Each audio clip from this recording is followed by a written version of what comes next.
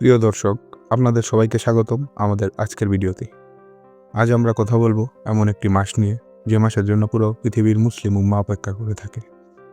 যে মাসে আকাশের দরজা খুলে যায়, যার নামে দরজা বন্ধ করে দেওয়া হয় আর শয়তানকে শৃঙ্খলিত করা হয়। হ্যাঁ, আমি বলছি পবিত্র রমজান মাসের কথা। রমজান মাস কি এবং কেন এত গুরুত্বপূর্ণ? রমজান হলো ইসলামী চান্দ্র বছরের নবম মাস। এই মাসে আল্লাহ তাআলা মুসলমানদের উপর রোজা ফরজ করেছেন। পবিত্র কোরআনে আল্লাহ তাআলা বলেন, হে ইমানদারগণ, তোমাদের উপর রোজা ফরজ করা হয়েছে, যেমন ফরজ করা হয়েছিল তোমাদের পূর্ববর্তীদের উপর, যাতে তোমরা তাকওয়া অর্জন করতে পারো। রমজান শুধু না খেয়ে থাকার নাম নয়, এটি হলো আত্মসংযম, ধৈর্য, সহনশীলতা এবং আত্মশুদ্ধির প্রশিক্ষণ। কুরআন নাজিলের মাস।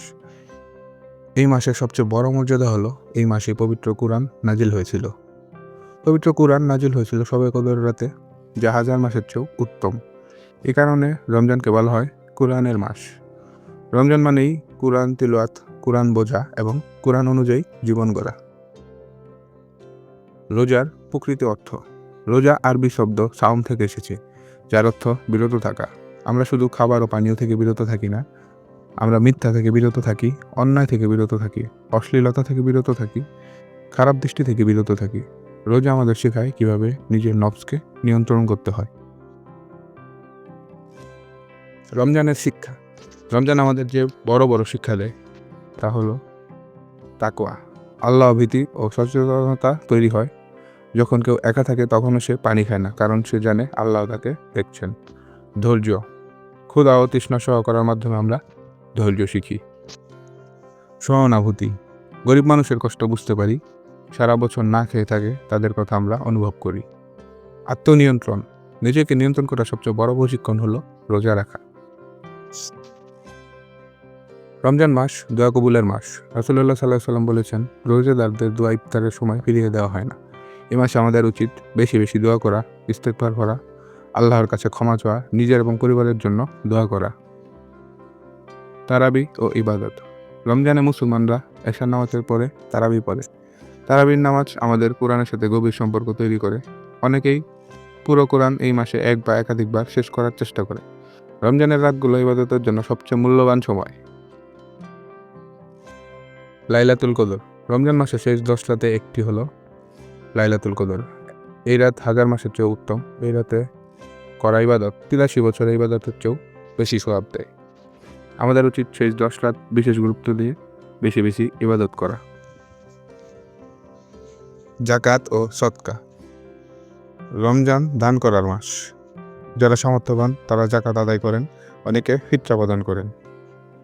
দান শুধু অর্থ নয়, একটি হাসি, একটি ভালো কথা, একজন ক্ষুধার্তকে খাবার দেওয়া, একজন অসুস্থকে সেবা দেওয়া, এইসবই দান।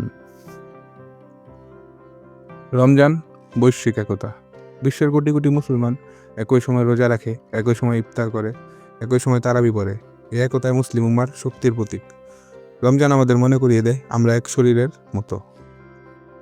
রমজানের ব্যক্তিগত পরিবর্তন।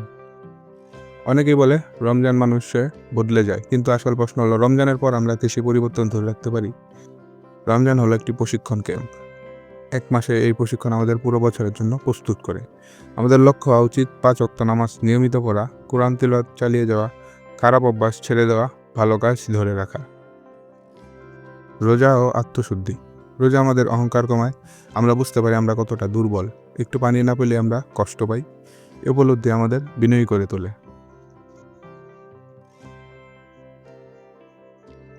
পারিবারিক বন্ধন। রমজানে পরিবারের একসাথে সেহরি খায়, একসাথে ইফতার করে, ঘরে একটু ভিন্ন রকম শান্তি নেমে আসে। ইফতারের সময় দোয়া, আজানের ধ্বনি, খেজুর দিয়ে রোজা ভাঙা, এসব মুহূর্ত আমাদের হৃদয়ে চিরস্থায়ী স্মৃতি হয়ে থাকে। ক্ষমা ও সম্পর্ক পুনর্গঠন। রমজান মাস ক্ষমা করার মাস।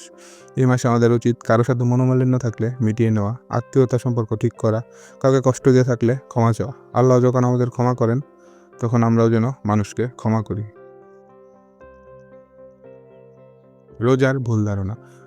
অনেকেই মনে করে রোজা মানে সারাদিন ঘুমানো, কিন্তু রোজা হলো সক্রিয় ইবাদত। রোজা রেখে কাজ করতে হবে, পড়াশোনা করতে হবে, সমাজের জন্য ভালো কিছু করতে হবে। রমজান অলসতার মাস নয়, এটি আত্মগঠনের মাস। তরুণদের জন্য বার্তা। প্রিয় তরুণ ভাই ও বোনেরা, রমজান তোমাদের জীবনে মোড় ঘুরিয়ে দিতে পারে। খারাপ আসক্তি, অশ্লীলতা, সময় নষ্ট করা সব কিছু ছেড়ে নতুনভাবে শুরু করার সেরা সময় হলো এই রমজান মাস। আজ যদি আমরা পরিবর্তন না করি তাহলে কবে করব?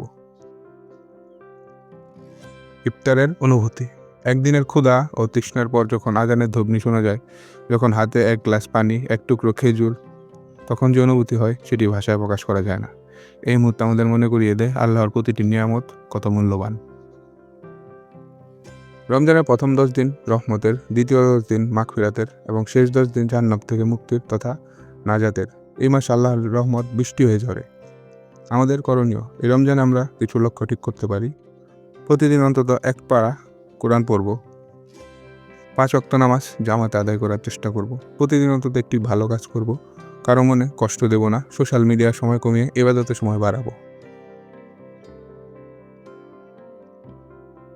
প্রিয় দর্শক, আমরা জানি না এটি আমাদের জীবনের শেষ রমজান কিনা। হয়তো আগামী বছর আমরা অনেকেই রমজান পাবো না। তাই এই রমজানকে আমাদের জীবনের সেরা রমজান বানানোর চেষ্টা করা উচিত। আল্লাহ যেন আমাদের রোজা কবুল করেন, আমাদের গুনাহ মাফ করেন এবং আমাদের তাকওয়াবান বানান।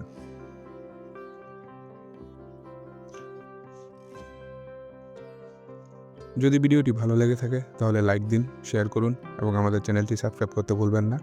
দেখা হবে পরবর্তী ভিডিওতে। সে পর্যন্ত সবাই ভালো থাকবেন, সুস্থ থাকবেন। আসসালামু আলাইকুম ওয়া রাহমাতুল্লাহি ওয়া বারাকাতুহু।